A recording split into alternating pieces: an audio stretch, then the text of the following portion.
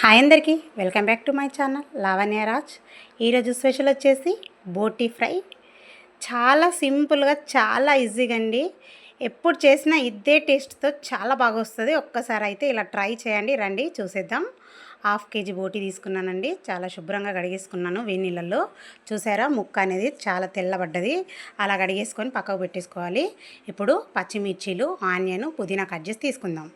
ఇప్పుడు స్టవ్ పైన ఒక కడాయి పెట్టుకొని ఆయిల్ వేసుకుందాం. ఆయిల్ వేడెక్కిన తర్వాత ఆనియన్ ముక్కలు అలాగే పచ్చిమిర్చి ముక్కలు కూడా వేసుకొని కాస్త దూరగా ఫ్రై చేసుకుందాం.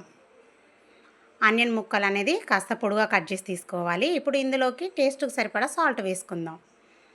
ఇప్పుడు అల్లం వెల్లుల్లి పేస్ట్ కూడా వేసుకొని ఆయిల్లో బాగా ఫ్రై చేసుకుందాం. అలాగే పసుపు కూడా వేసుకొని ఫ్రై చేసుకుందాం.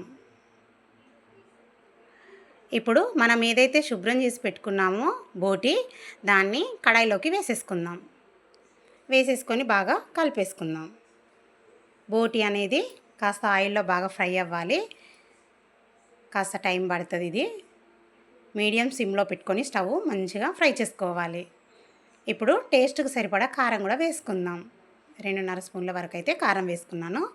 వేసుకొని ఒకసారి బాగా కలిపేసుకొని క్యాప్ పెట్టి మళ్ళీ ఉడకనిద్దాం. మధ్యలో చెక్ చేసుకుంటూ మంచిగా బోటీ అనేది బాగా ఫ్రై చేసుకుందాం.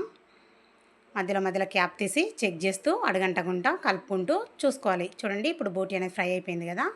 ధనియాల పొడి, గరం మసాలా, మటన్ మసాలా, అలాగే కాస్త పుదీనా, కరివేపాకు కూడా వేసుకొని బాగా ఫ్రై చేసుకుందాం.